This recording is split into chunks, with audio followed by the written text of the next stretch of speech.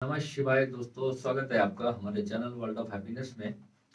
दोस्तों, एक क्वेश्चन बहुत दिनों से आ रहा है मेरे पास। कई सारे साथकों ने इसके बारे में मुझे कमेंट्स भी किए हैं और व्हाट्सएप पे भी पूछा था कि भैया, एक ओशो की हमने एक स्पीच सुनी थी जिसमें ओशो बता रहे हैं कि जो ध्यान करने वाले लोग होते हैं उनकी उम्र वो ज़्यादा नहीं जीते, वो बहुत कम आयु में ही अपना जो है वो शरीर उनका छूट जाता है।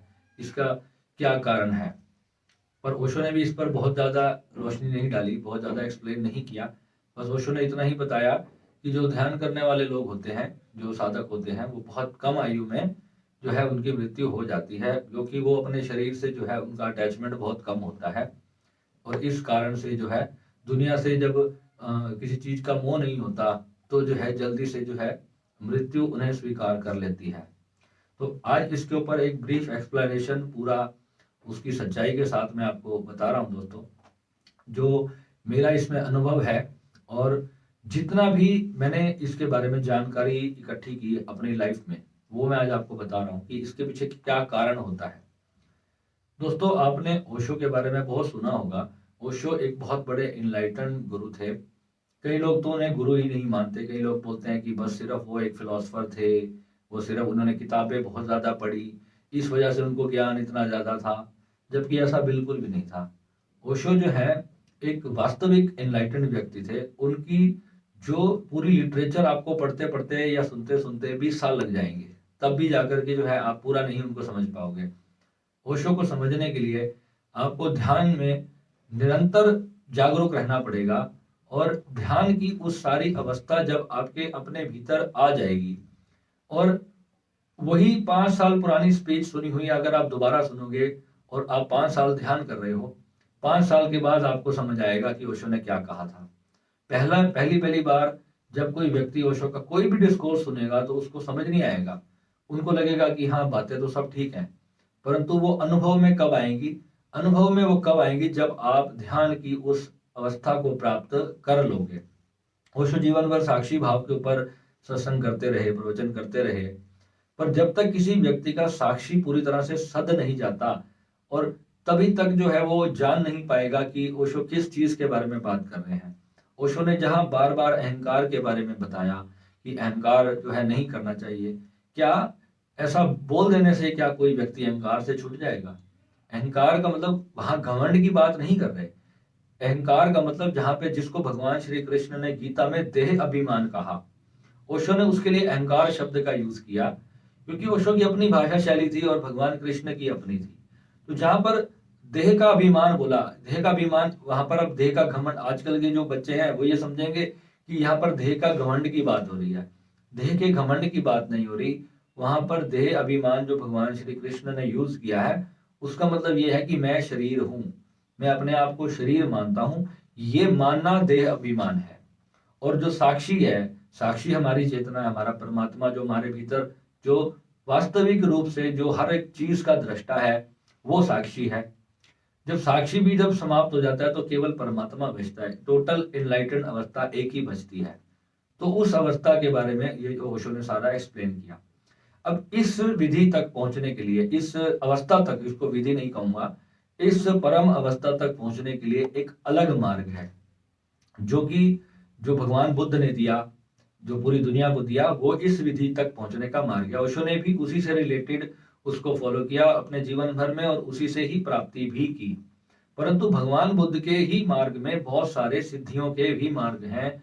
भगवान बुद्ध ने ऐसी बहुत सारी चीजें थी जो आज भी बुद्धों के आश्रम में, जो उनके जो अनुयायी होते हैं, जो उनके बुद्धा में जो आज भी साधु संत हैं, जो बौद्ध भिक्षु हैं, वो उसके सारे रहस्य को जानते हैं। क्योंकि कोई बिलीव नहीं करता कि बुद्धा और तंत्र, बुद्धा और कभी सिद्धि के मार्ग में भी होंगे। बुद्धा ने हर एक चीज के ऊपर अपनी जागृति प्राप्त की थी और उन्होंने अपने जो भिक्षु थे उनको वो सारे रहस्य भी दिए थे।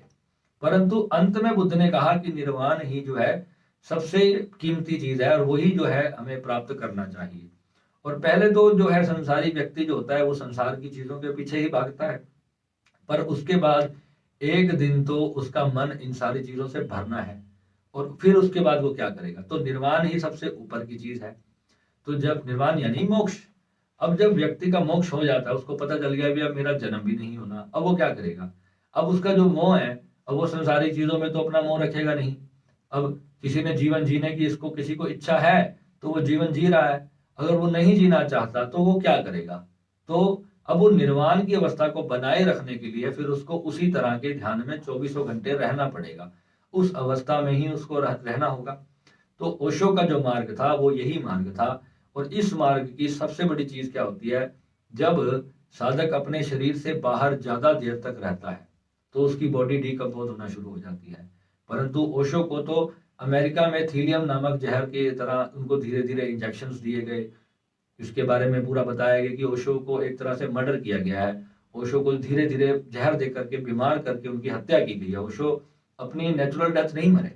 तो इस बात से यह चीज दर्शाती है कि एक इनलाइटेंड व्यक्ति, ओशो की 58 साल की उम्र में मृत्यु हुई। तो ये चीज इसमें यह दर्शाती है कि ध्यान करने वाला और ओशो वाले ध्यान करने वाला व्यक्ति जो है, ध्यान करने के कारण जो है वो मृत्यु को प्राप्त नहीं हो सकता। परंतु जो अपने जय कृष्णा मूर्ति हैं, वो 90 साल की आयु में उनकी निधन हुआ। स्वामी विवेकानंद की मैं बात कर रहा हूँ, मात्र 39-40 साल की शायद उनकी आयु थी जब उनकी मृत्यु हुई। उनको बहुत सारे रोग थे, मैंने उनके बारे में जितना भी सुना है कि वो बहुत बीमार रहते थे, परंतु उन्होंने अपनी कुंडलिनी भी जागृत की थी। और जो उनके पंथ के जो अनुयायी लोग हैं वो ये बताते हैं कि उनकी जो मृत्यु है वो कुंडलिनी के जो है, जब कुंडली उनकी जागृत हुई तो उस शक्ति का वेग वो बर्दाश्त नहीं कर पाई, यानी कि जो उनका सहस्त्रार था उस वक्त वो पूरी तरह से खुला नहीं था। और इस कारण जो है वो उसी ध्यान में ही जो है उनकी मृत्यु हुई। हुआ तो उनका मोक्ष ही, परंतु जो उनके जानने वाले लोग हैं वो ये बताते हैं। अब कई लोग बताते हैं कि विवेकानंद जी जो थे वो 30-40 बीमारियां थी उनको, तो इस कारण से जो है उनका शरीर जो है जल्दी खराब हो गया था और इस कारण से उनकी मृत्यु हुई। तो इसके ऊपर बहुत सारे मिथ भी हैं दोस्तों। पर मैं आपको इन सारों का तो जो आपने जो भी सुना होगा, पढ़ा होगा, अपने बहुत सारे लोग हैं जो इन लोगों को पढ़ते सुनते हैं, परंतु इस बात से ये चीज जय कृष्णा मूर्ति जैसे संत तो ये दर्शाते हैं कि इस चीजें करने से, ध्यान करने से जो है किसी की आयु पे कोई फर्क नहीं पड़ता। एस्ट्रोलॉजी कहती है कि अगर आपके जो मंगल है, आपका ग्रह, आपका कुंडली में जो है शनि आपका बैठा है कहीं पर, और अगर आपका जो है बृहस्पति अच्छा है, शुक्र अच्छा है, राहु अच्छा है, ये सारे जो है बहुत अच्छी पोजीशन में उच्च होकर के बैठे हैं, तो जब तक की आयु लंबी होगी।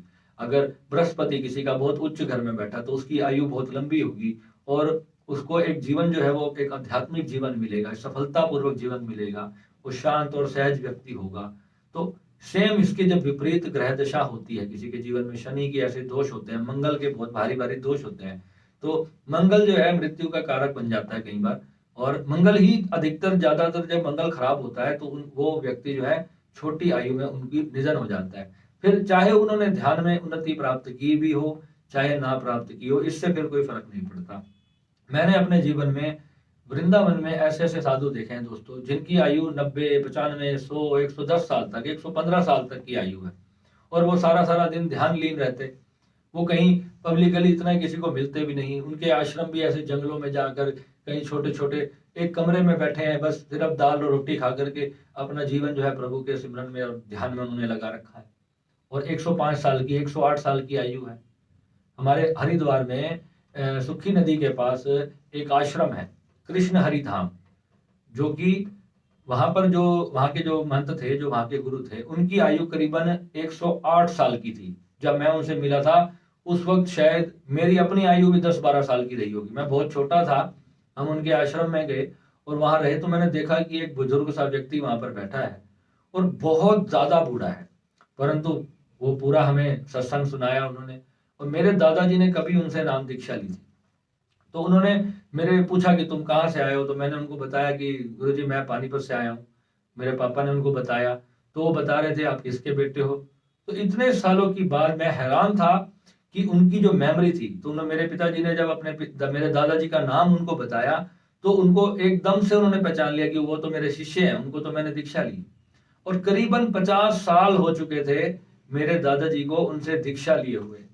तो सोचो, एक गुरु ने जिनको दीक्षा दी हो और उनको इतना तक याद हो कि उन्होंने जो है किसी ऐसे व्यक्ति को पानीपत में दीक्षा दी थी, तो सोचो कि ऐसे संत कितने जागृत होंगे और क्या उनकी एनलाइटनमेंट रही होगी। हालांकि वो अपने शरीर से इतने कमजोर थे उस वक्त कि वो ठीक से बात करने के उसमें भी नहीं थे, शाम को हम मुश्किल से, मुझे याद है, आधा घंटा ही सौभाग्य मिला उनके चरणों में बैठने का। और उन्होंने जो है भगवान के बहुत सारी चीजें हमें सुनाई, सत्संग के बारे में बताया, ध्यान के बारे में बताया, हरिद्वार में गंगा जी की महिमा बताई कि गंगा जी के किनारे पर यहाँ पर आकर के बसने से, यहाँ पर बैठ करके साधना करने का क्या फल होता है, वो सारी चीजें उन्होंने हमें बताई। वो एक अलग विषय है, कभी उस पर भी मैं वीडियो बना दूंगा। और दोस्तों, तो इसका मतलब ये होता है कि जब इतने सारे, मैंने अपनी लाइफ में ही ऐसे एनलाइटेंड साधु संत में मिला हूँ जिनकी आयु 70, 80, 90 साल की है, तो फिर ये बिल्कुल भी मिथ है, एक टोटल एक जिसको कहते हैं अंधविश्वास है कि ध्यान करने वाले की जो आयु है वो कम हो जाती है। अब सवाल आता है कि ओशो इस बात को क्यों कहेंगे। अब उसका भी उत्तर बता देता हूँ। ओशो ने जो चीज कही, ओशो ने जो ध्यान दिए, जो ध्यान विधियां दी, वो पूरी तरह से जो है अपने शरीर से बाहर जाने की विधियां हैं, यानी कि अपने शरीर का मोह को खत्म कर देने वाली विधियां हैं। और ओशो का जो मार्ग है वो गुरु दीक्षा का मार्ग नहीं है। ओशो के आश्रमों में आजकल गुरु दीक्षा का बहुत सारा ढोंग चलता है भले ही, परंतु वहां पर जो दीक्षा आपको देते हैं आपके आज्ञा चक्र पे स्पर्श करके, वो गुरु दीक्षा नहीं है। गुरु दीक्षा का मार्ग कुछ अलग ही होता है। तो ओशो के मार्ग में फिर ये सब क्यों होने लगा? ओशो क्यों दीक्षा देते थे? क्योंकि ओशो तो वास्तव में गुरु थे, इसलिए ओशो दीक्षा देते थे। अब उसी तरीके से ओशो के अनुयायियों ने भी आगे दीक्षा देनी शुरू कर दी। एक व्यक्ति जिसको 1 महीना भी नहीं हुआ, वो ओशो संन्यास में गया और उसने आगे दीक्षा देनी शुरू कर दी। अब वहां पर उसको माला दीक्षा दे कहा जाता है। अब वहां ये कहा जाता है कि हम आपको ओशो से ही जोड़ रहे हैं। अब ओशो तो शरीर में है नहीं, अब ओशो तो निर्वाण में चले गए। अब ओशो ने एक स्टेटमेंट दी कि जब मैं अपना शरीर छोड़ दूंगा तो मैं उससे भी ज्यादा शक्तिशाली हो जाऊंगा और तुमसे उससे ज्यादा कनेक्टेड रहूंगा। तो वहां पर उन्होंने परमात्मा की बात की। सेम उसी तरह जैसे उन्होंने गीता दर्शन के अंदर कृष्ण को उल्लेख किया, सेम उसी तरह वो अपने अनुयायियों को भी जाते जाते ये संदेश देकर गए कि तुम मेरे शरीर को मत पकड़ना, मेरी चेतना को पकड़ना और अपने अस्तित्व को, अपने साक्षात्कार को जानना। जब तक तुम खुद अपने आप एनलाइटन नहीं होगे तब तक रुकना मत। स्वामी विवेकानंद जी ने भी यही कहा। तो अब उम्र कम हो जाने का क्या सिद्धांत है उसके पीछे? तो उसके पीछे की एक, मेरे को ओशो के ही एक बहुत बड़े सन्यासी मिले थे और उनकी आयु लगभग 52 साल की थी। उन्होंने मुझे कहा था कि मैं बहुत जल्दी शरीर छोड़ने वाला हूँ। तो मैंने कहा ऐसा क्यों कह रहे हैं आप? कहते हैं कि बस मेरा जो अब शरीर है ना, मैं बहुत देर 2-2, 3-3 घंटे मैं अपने शरीर से बाहर रहता हूँ और इस कारण से जो है मेरे शरीर के अंदर जो है, अब मेरा अंदर से काफी डिकम्पोज होना शुरू हो चुका है और मेरा शरीर जो है अब मेरी चेतना को वापस, मतलब पूरी तरह से अपने शरीर में वापस ही नहीं ले पा रहा। तो मैं बड़ा हैरान हुआ कि ये बात इन्होंने कैसे कही। तो फिर उन्होंने मेरे को, उन्होंने पहली बार उन्होंने मुझे आउट ऑफ बॉडी जाने की जो सही सटीक विधियां थी वो सारी उन्होंने मुझे सिखाई थी। और उसी के वजह से ही जो है मैं अपने 15 दिन के, मुश्किल से मेरे को याद है 15 से 20 दिन के अभ्यास में ही जो है मुझे अपना आउट ऑफ बॉडी साक्षात्कार हो गया था। तो उन्होंने ही मुझे बताया था कि किस तरीके से जो है मेरा शरीर अब खराब होने वाला है और मैं जल्दी जो है शरीर छोड़ दूंगा। तो उनकी ये बात बताती है कि जो आउट ऑफ बॉडी वाले मेडिटेशंस हैं वो करने से हमारा शरीर खराब होता है।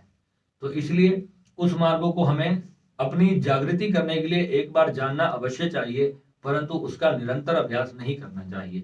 वो सिर्फ एक बार हमें ये जानना है कि हम आत्मा है, हम आत्म साक्षात्कार जब हमें हो जाता है, हमें पता चल गया कि अब हमारी मृत्यु नहीं होगी, हमने अपने शरीर से बाहर जाकर देख लिया, अब उसको हमने छोड़ देना है।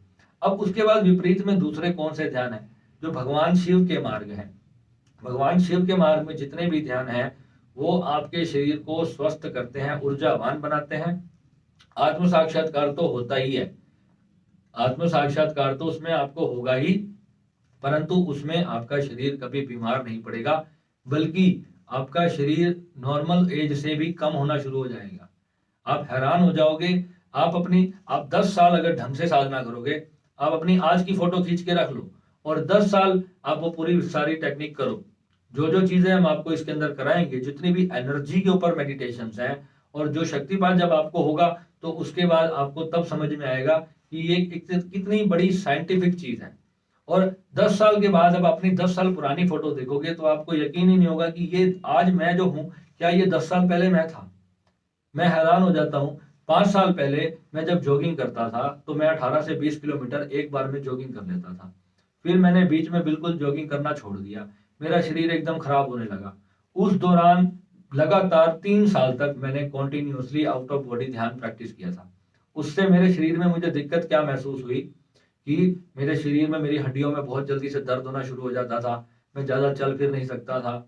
शरीर में आलस बहुत आने लग जाता था। कुछ भी करने का मन नहीं करता था। सब कुछ छूटने लगा था।